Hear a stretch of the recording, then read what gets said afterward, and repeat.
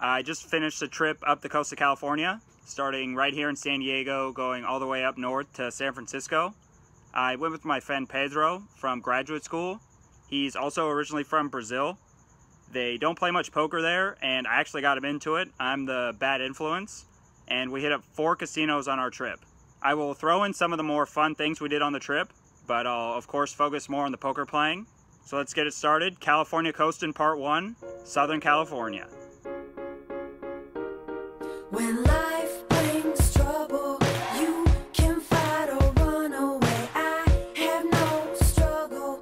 Relax, watch me float away. I'm coasting. Pedro and I want to both be at the same table, so I'm playing the slightly lower game of 1-2.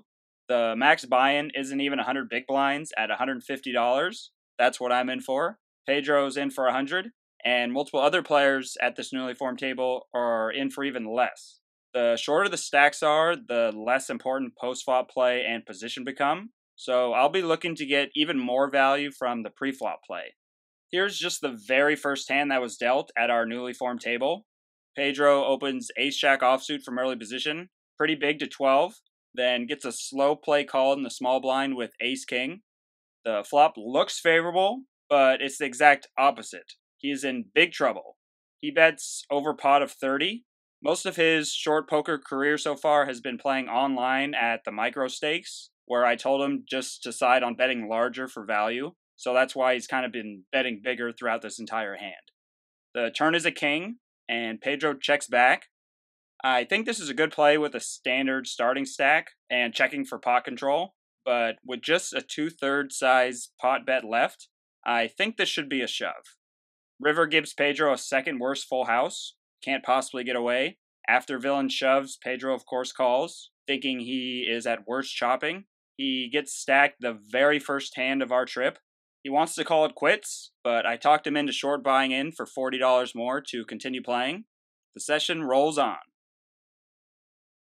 It's my turn now. I raise an early position limper with pocket queens, then get called by one player with position on me that has previously limped, then only called a raise with pocket aces. That was all pre-flop, so she sure seems to be a fan of slow playing and trapping. And after this flop, hopefully she was doing just that. I put a bet out there with top set. She calls. Turn still has me having the nuts. I bet. She calls. River, still the nuts. All in. And a call. She flips over pocket aces again for another slow play. Very fortunate for me there. Many flops, I would have just lost it all. Pedro has chipped up a little bit and gets his least favorite hand again in ace-jack offsuit. He isn't deterred from earlier though. He raises a limper in the hijack and gets called. The 9-7 suited is pretty looking, but with an effective stack size of only 70, I think this is a clear fold pre-flop. The flop is big for Pedro in trip jacks. He puts a pot-sized bet out there and gets called. Now, if you thought the pre-flop play was bad with 9-7 suited, this was calling a big bet with a gut shot to not even the nut straight on a paired board with almost no money behind, out of position. That, I'm certain, is not the optimal play. Works out though this time with a miracle turn. Pedro gets sucked out on, and he is not off to the best start on this trip. He wants to save his money for our future sessions. It's just me left now. In this hand, I have king-jack off in the small blind and see 4 limps ahead of me.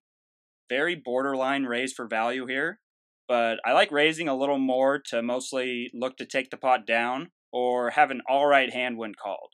The first 2 limpers don't have many chips behind at all, so the amount of money already in the pot is pretty significant. After I make it 20, I actually get the situation I didn't want with the 2 deeper stacks both calling. Flop comes pretty good for a bet. I block some top pairs of king-queen and queen-jack, and I also have the jack of clubs. I put out a 2/3 size pot bet, and it gets looked up by the button. Very conflicted whether I should double barrel in this spot. This is the player that called Pedro with 9-7 suited, so he will call with weak hands, but I feel on monotone flops, players usually play pretty fit or fold. They will either have top pair or better, or a higher flush draw than me. Game theory optimal play, I would think this would be a bet, since I'm at the bottom of my range and have possible outs with the jack-high flush draw, but I check, thinking exploitatively I won't generate enough folds. No idea if it was the best play or not, then the button checks back. River is a red 9. I check, not being able to represent much, I think. I fold once the villain bets. This was for sure the most interesting hand of this session. Let me hear your thoughts in the comments below. That concludes our first session of the trip. I don't want to play all day with Pedro waiting. He wants to see more of California than just the poker rooms. I cash out for $119 after a quick 2-hour session, a $31 loss. On to our next important stop location.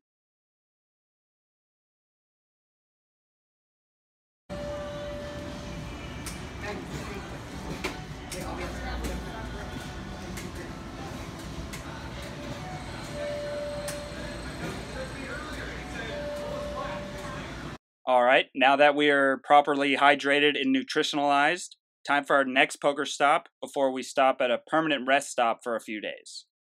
I toast to the ocean, she balanced my scales. West Coastin, got degrees in my naps. Believe in me, black when life do you act. Stay focused, true indeed, it's a fact. When them hard times come, love will bring you right back.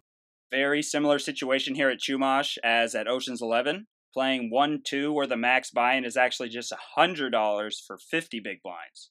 This makes the game even more pre-flop driven, with not much wiggle room post-flop.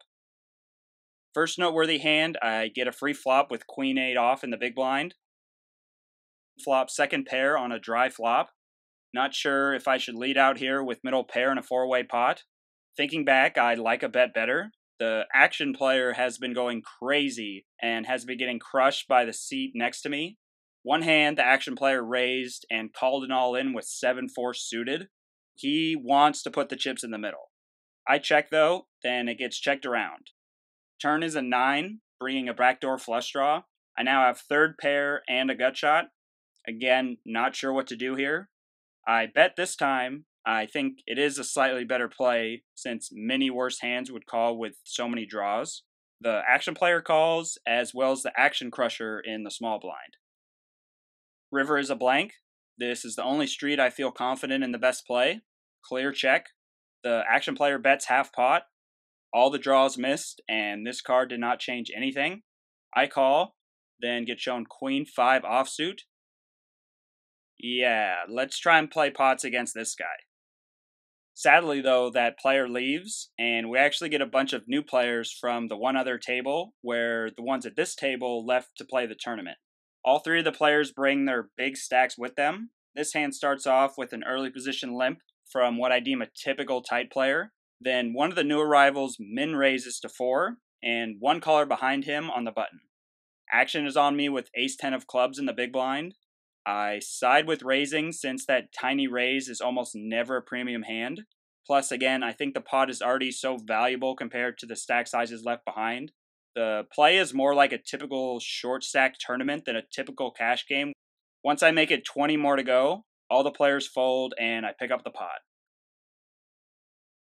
The very next hand, I pick up ace-king. See pretty much the same exact action as the previous hand. Easy squeeze with this premium holding. I really hope this new player thinks I'm just picking on him and calls me light. Then a very sneaky play right next to me. Pedro cold calls in the big blind, and we're going heads up to the flop. I know he has a good hand here, jacks plus or my same hand of ace-king, since he wants to stay away from me as much as possible. I was going to look to check it down with an ace or king-high flop, or check fold to any other flop where I didn't hit. He would just fold his weaker hands like lower pocket pairs with overcards anyway if I hit my top pair. The flop, though, was just too good of a spot for me to put the pressure on, and I couldn't help myself. I have the ace of hearts, and I go all in. Pedro folds and tells me he had pocket queens without a heart. He knew he was at best 50-50, didn't want to gamble with me, and folded. Very standard play on my end. It's just playing with a buddy that is mostly going to all these casinos with me simply because I want to. Perhaps I should just take it easy on him. That's the stupidest thing I've ever heard. Well, maybe it is stupid, but it's also dumb. I want Pedro to win all pots that I'm not involved in. This is a good start, hopefully. He gets pocket rockets under the gun. He makes it 6 and gets called in 3 spots. Pedro gets unlucky once again. A beginning player flops a set of 4s and Pedro gets felted. Things are not going his way. This villain would show up with plenty of weaker hands. He is out, and I don't want to keep him waiting too long. I cash out soon afterwards for $122, making me in total down $19 whole on this trip so far over just 4 hours of play. Before we leave Chumash Casino though, Pedro's got a new player promotion to do. 5 hot seaters to get you right now. If you hear your new Hell's promotion, simply He got some of his money back. On to our next spot. My undergraduate alma mater, Cal Poly. Plus, it's also where my grandparents live in San Luis Obispo. We will stay here for a few days, checking out slow before we head north to the Bay Area. That's it for Southern California. I played a little higher limits of 2.5 and 2.23 in my time in Northern California. And I also got in some interesting hands, so look for that episode coming next for part 2. Now I'll just leave you with some of our golf round from a short executive par 3 course, Laguna Lake in San Luis Obispo.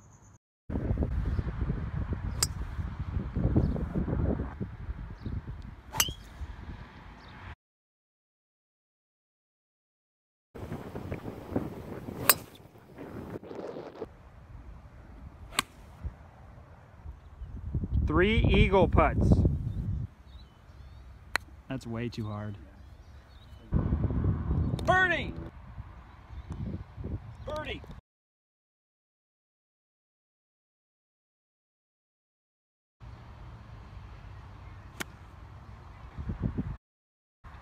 Not bad. In the hole. For bogey. Oh. What? Birdie.